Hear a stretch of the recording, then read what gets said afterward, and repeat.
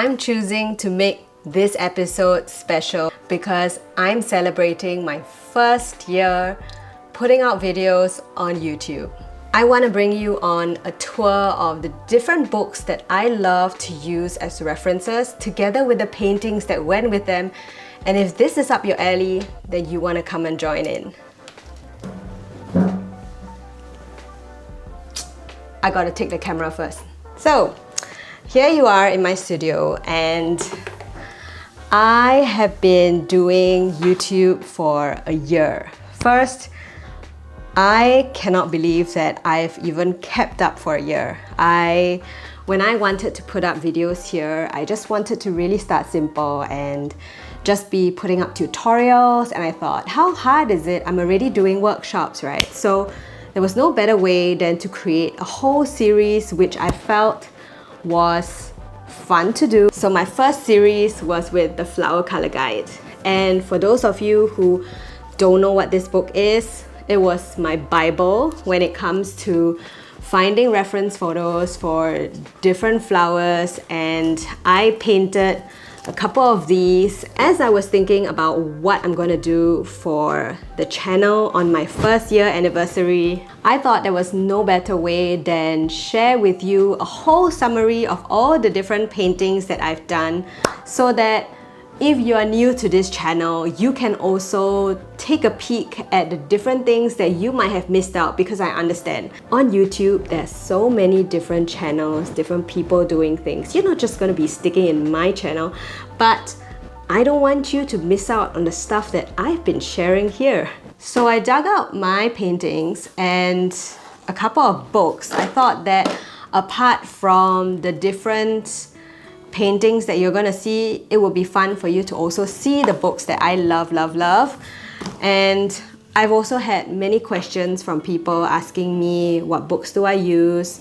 Where do I find inspiration from? Now, to celebrate my 1-year anniversary, I wanted to make art more accessible for everyone. And I also feel like the world needs more art. So following this very motto that I have and my belief, I am going to be opening up a new membership space called the Floral Foundation, and I'm really excited to welcome you in there. The Floral Foundation is priced reasonably, and the whole point of it is to create more accessibility to structured guidance when it comes to loose floral paintings. The link is in the description below, and I cannot wait to see you there. Now I'm gonna get back to cooking. So today you're going to see a whole array of books that I've been using paired with the various paintings. And this here was the first painting that I had put up on YouTube, where I was just filming with my phone. There was no voiceover, just music, and I figured that that was the easiest way for me to start putting something up on YouTube. And you are in for a treat, because I'm going to be showing you snippets of this painting that I've done. It's my proudest work of the year, and looking at this painting reminds me or shows me what is possible, that even if I'm a loose floral painter, I can choose how much detail and how much I want to add in my painting, that I don't really have to limit myself to loose floral paintings because I'm the artist. We're going to be doing a book flip through and then watching me paint.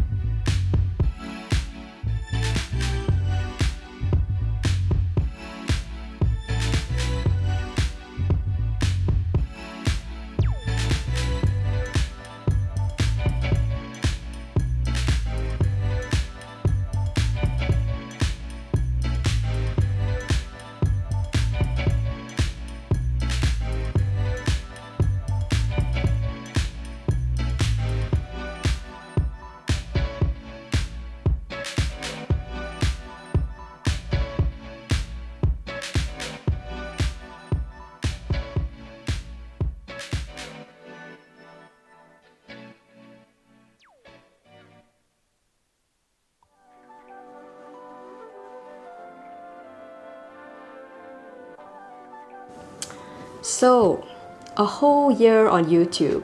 How do I feel about it? Well, I'm just going to do an interview with myself today.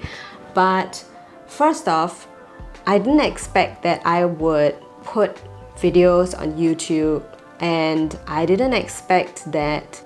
And the way in which I'm moving my channel feels a little bit like my own journey as a self-taught watercolor artist. And I'm going to share more with you about that as you are watching me paint.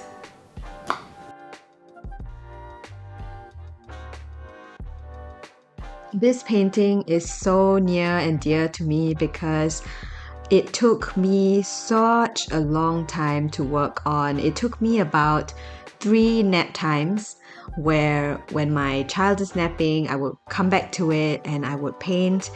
And I really liked how it turned out because I didn't sketch in the beginning and I just painted whatever fragments of flowers that I really liked in this book. So it didn't exactly come from a single page, but rather it was just a collection of flowers from the book, and I put it together into my own composition.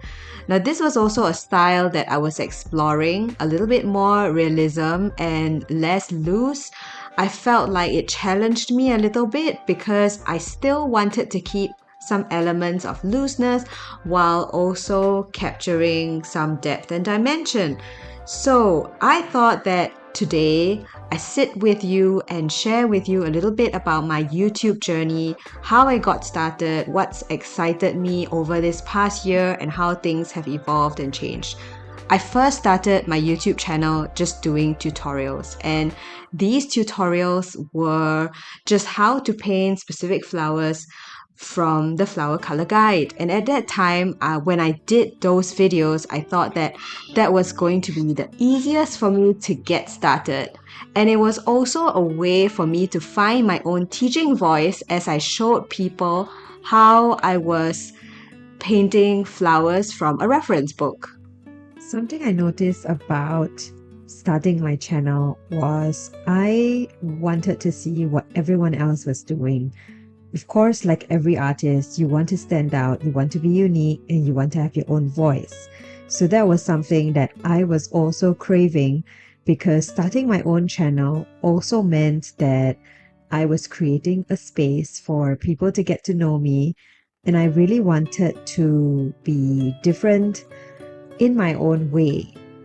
However, what I really struggled with was seeing how there were so many different floral tutorials floating around, and a part of me always wondered how was I going to stand out.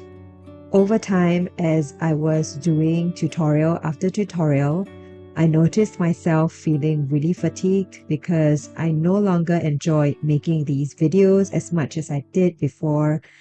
I also started to question myself and what I wanted for the channel.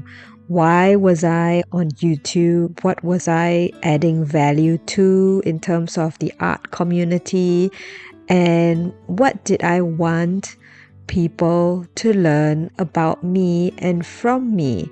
So this is where I started to really reflect on what I enjoyed the most and tune into parts of watercolor that has always kept me excited. And one of those things was the way in which watercolor made me feel, that grounding, meditative feeling that I wanted to share with others.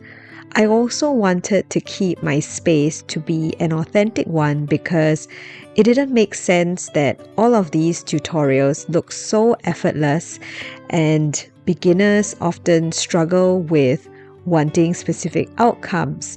So this is where I started to pull the plug on creating tutorials on YouTube, because a part of me felt like by creating more tutorials, it just created more overwhelm for beginners who were all seeking outcome, who were all wanting specific ways in which their art was supposed to look. And for me, I felt like art is a space where you get to express in whatever way you want. There was no one way of doing things. Even though tutorials were a great starting space, I also felt like it hindered my voice, and this was something that I struggled with as a beginner. So fast forward today, my videos focus a lot on my thoughts of the week or specific things that tend to pop up in our membership space Brush Movement Collective, where we get to chat with fellow artists about all kinds of things related to watercolor and art making. I find that there is so much more to art than just techniques or tutorials. It's a much deeper process, and this has allowed me to use my YouTube channel as a voice for others to relate to, or even a space for me to share my thoughts and reflections. Because I believe that the more I chat about these things, the more others also don't feel alone in their journey. I think one of the biggest highlights I've had in this YouTube space is probably being able to collaborate with fellow artists like Emma Lefebvre and Christy Rice. It's been so incredible to get the opportunity to interact, paint together, and do something on the channel together. Their dedication has been incredible, especially the amount of value that they add to this art space. So I have really had so much fun putting this video together. If you had enjoyed the painting or the books, let me know in the comments. If you've gotten this far even, I didn't even expect this video to take this long, but having shown you so many of my favorite books, plus the process of this beautiful painting that I've created, I think that 30 minutes is actually a pretty short time considering how much we have covered. Thank you so much for being in this space, and of course, my biggest appreciation to all of you who have been staying tuned, supporting my work, supporting my channel, because if not for you, I wouldn't have gotten this far. And I really enjoy all the different types of interactions and engagement I've gotten from you in this space. And until then, I cannot wait to see what the next year has in store for us. Thank you so much for being a part of this space. Don't forget to like, subscribe, do all the stuff so that the algorithm can push this video out to people who need this video. And I would also love to hear what kind of topics or things you would like to see more in this channel. It would be fun for me to know what has drawn you here. What do you like about this space? Have you been here since I started this channel, and have you enjoyed the evolution or how this space has changed? Hearing from you means so much to me. And until then, I cannot wait to see you again next week.